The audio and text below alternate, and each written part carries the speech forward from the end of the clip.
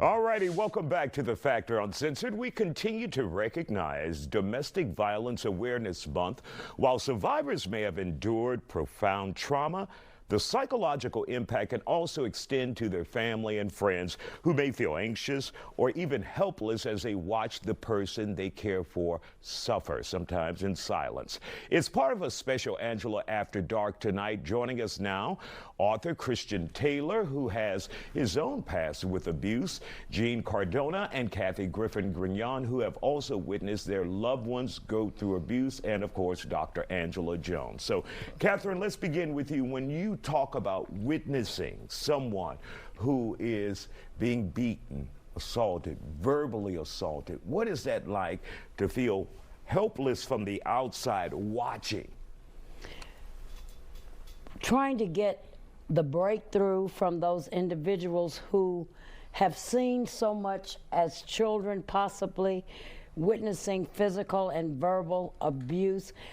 Individuals get to the point they become numb to the physical abuse, but the verbal abuse seems to stick and also sets a pattern for how and who they become and how they think as adults. And some of them think that yelling and vulgarity is a show of affection. Mm-hmm.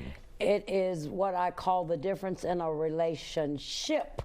And then there's another word I'm going to substitute for crap, relation crap. Because I don't know if I can say the word. No, you can't. Okay. All right. You tried it, though. I tried it, but I'm just, so people get sucked into thinking that is a show of love and affection. All right, Jean, your thoughts. What have you seen? Yes, sir. I've seen it throughout my whole life.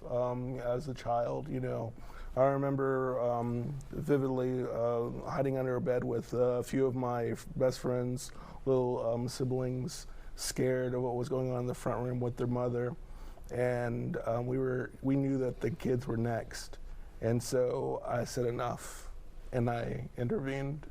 Unfortunately, things went the way they did, and I was not allowed in the house again. Mm-hmm. But it didn't stop there. Did you regret that, getting involved? In some ways I do, but to save the mother's life, no. Did you ever get a thank you from the mother or any show of appreciation? I was not allowed in the house again. Okay. And of course, Christian, you have a different perspective when it comes to abuse. You have been in the past the abuser. Yes, sir. I played both roles. Like as a child, I grew up as well watching my mother and father quarrel with each other. Mm-hmm. You know, like actually to where blood is drawn. You know, like I witnessed my mother hit my father overhand with a vase, and it's like right. It was on, had to hit a main artery or something, but it was bleeding really persistently.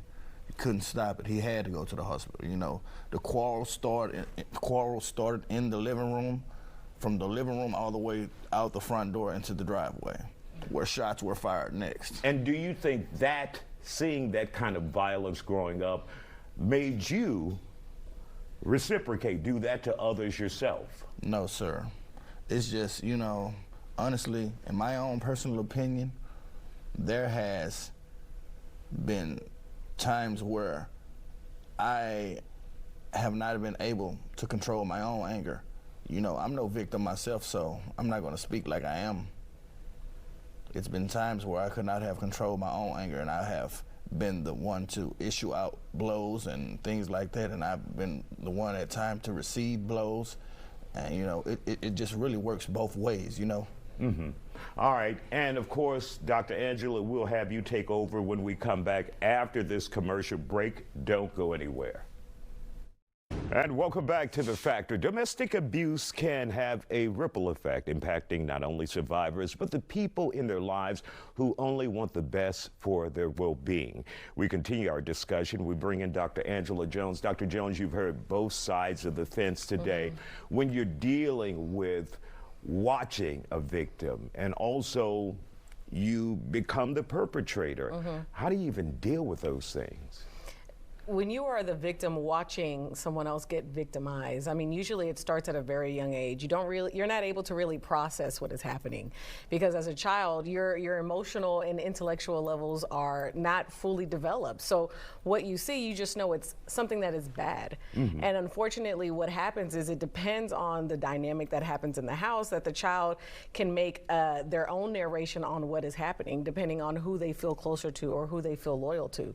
There are those kids that feel loyal to the victim, and there are also kids who feel loyal to the perpetrator. And it really can pull in different directions.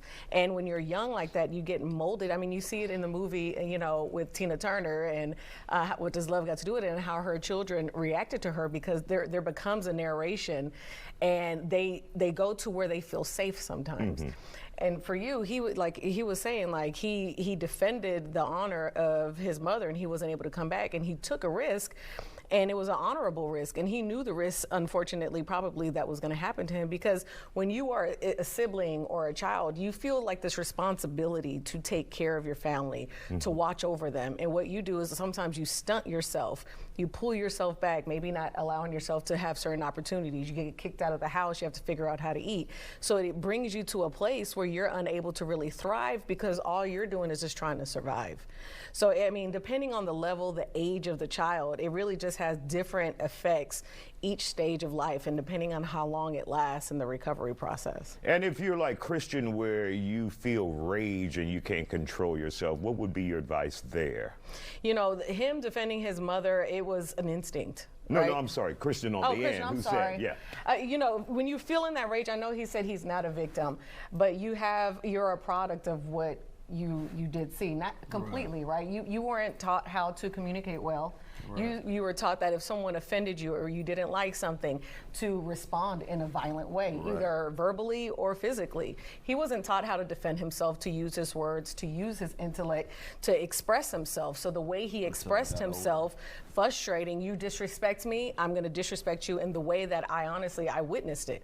So you are a victim, and even though you are on both sides of the aisle, it is kind of a murky place. And I know, and it's honorable that you say, look, I'm not a victim. I did what I did, and I respect that.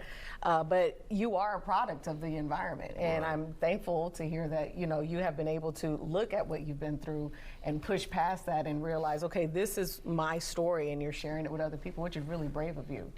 The thing is that statistically, the thing that the most common denominator of people that are imprisoned is domestic violence. It's not race, it's not socioeconomic background, it is not anything else. Domestic violence is the thing that ties most of the people who are incarcerated or who have been arrested the most, by 82%. And I'm pretty sure that number has went up, because that was this last year. So you just have to think about that. Most of the people that we are looking at have been a victim or have witnessed it in their life. And I mean, that's staggering. Yeah. I mean, it's shocking. I had no clue, and I'm sure most of our viewers don't. But thank you guys for sharing your story. Dr. Jones, thank you for your expertise.